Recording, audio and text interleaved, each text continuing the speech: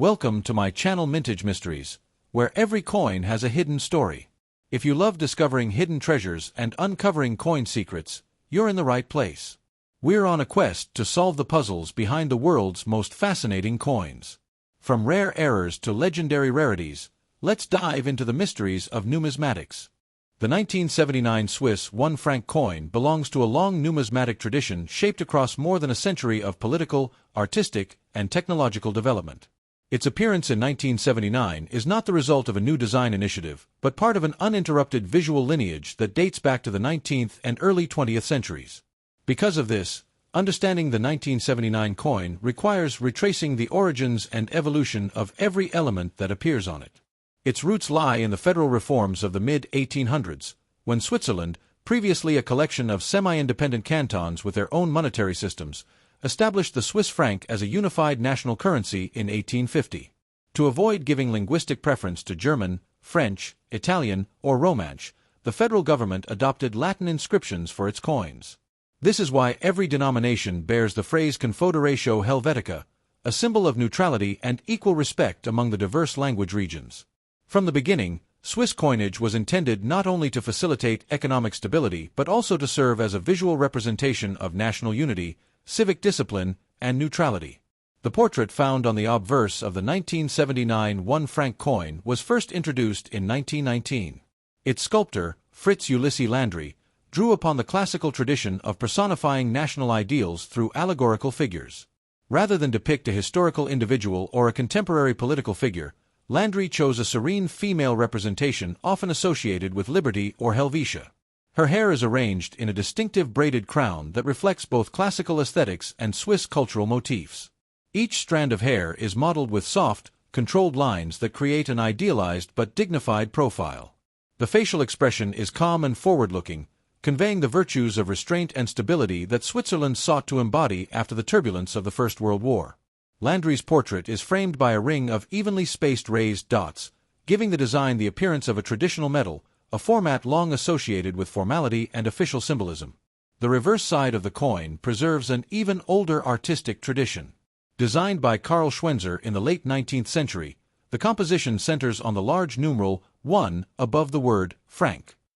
Surrounding the inscription is a wreath formed from branches of oak on one side and olive on the other.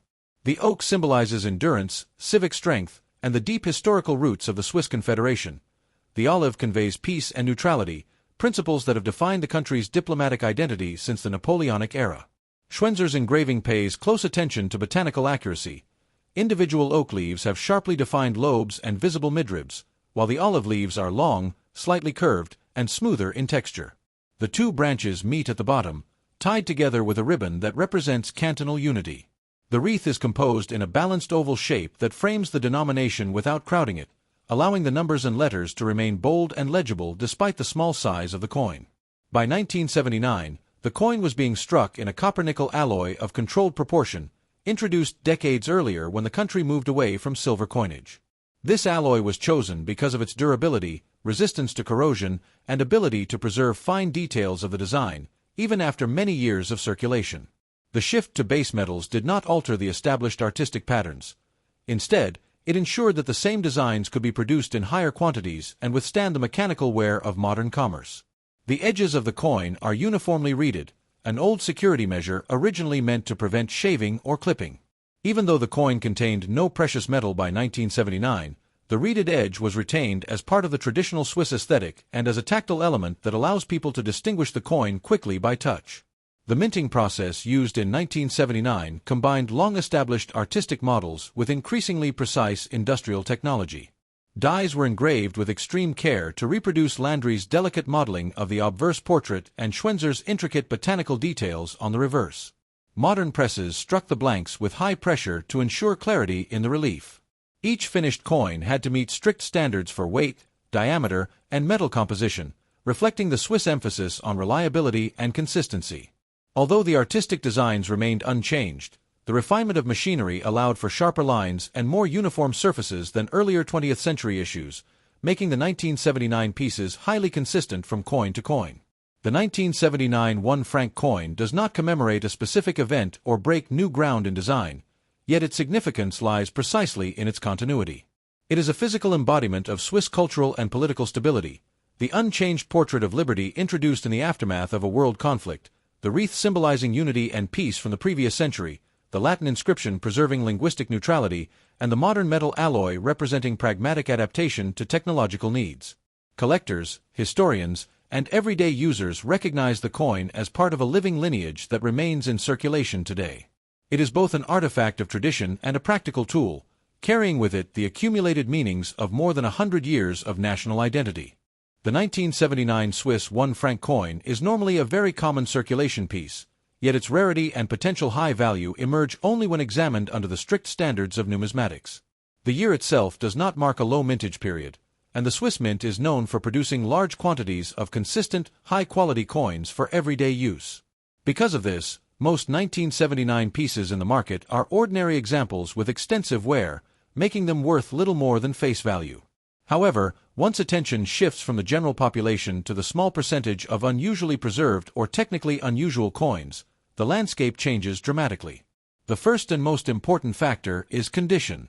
A coin minted in 1979 and immediately placed into long-term storage without exposure to circulation becomes far rarer than its mintage suggests. Coins that remain untouched show original mint luster, unbroken surface texture, and crisp relief. The portrait's hair strands, the fine lines of the wreath, and the exact shape of letters and numerals all appear sharply struck.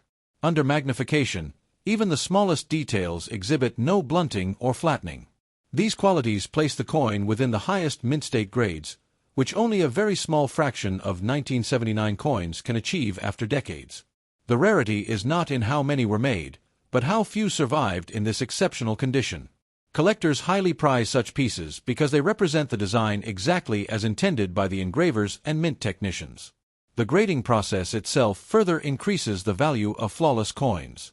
Third-party grading organizations evaluate every surface, edge, and relief element using uniform standards.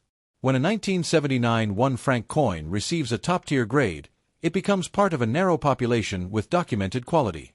Coins graded at this level may command several times the value of ungraded pieces because buyers know precisely what they are obtaining and can compare it against population reports.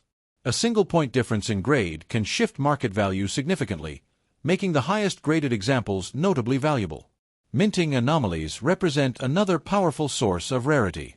Although the Swiss mint is known for precision, no minting system is entirely immune to mechanical irregularities.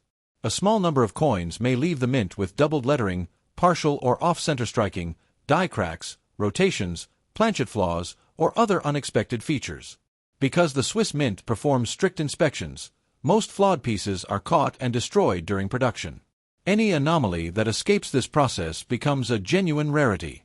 Collectors value error coins not only for their scarcity but also for the insight they provide into mint machinery, die preparation, and striking procedures. The more dramatic and clear an error appears, the higher the potential value. Minor die wear or faint doubling might be worth only a modest premium, while significant misstrikes or unique errors can attract intense collector interest. Proof specimens add another specialized category of rarity. Proof coins are produced with polished dies, carefully prepared planchets, and controlled striking pressure to create mirror-like surfaces and frosted reliefs. They are released only in limited numbers through official collector sets, not through general circulation.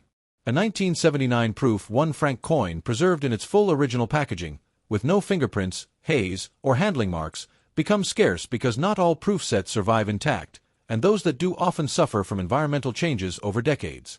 The rarity increases when a proof coin has perfect surfaces, because even minor imperfections sharply reduce desirability in the proof market. Market forces play a subtle but important role. The 1979 coin belongs to a long-running series that many collectors pursue in complete yearly sets.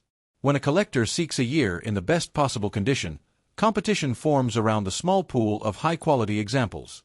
In these cases, scarcity is created not by low mintage but by selective demand.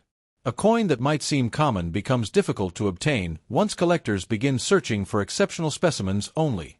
Long-term storage conditions also influence rarity. Metal reacts to humidity, temperature, skin oils, and contaminants. Many coins that were once uncirculated have been damaged by improper storage, leaving only a reduced number of pristine survivors. Toning, spotting, corrosion, or rubbing may eliminate a coin from the highest grade categories. After several decades, the number of coins that remain fully intact, sharp, and clean becomes surprisingly small, adding another layer to the coin's rarity profile. Taken together, these factors reveal that the 1979 Swiss 1 franc coin becomes rare and valuable only when it demonstrates qualities that separate it from ordinary circulated pieces. Whether through exceptional preservation, certified mint state grading, verified minting errors, or proof-level production, the coin's value arises from attributes that are uncommon among the large number originally minted. Each example must be examined carefully, as small details in condition or manufacturing can dramatically shift both rarity and price. If you enjoyed today's exploration, make sure to hit that like button, subscribe for more coin discoveries, and share this video with fellow collectors. And as always, keep searching for those hidden treasures in your change. You never know when you might stumble upon the next big mystery.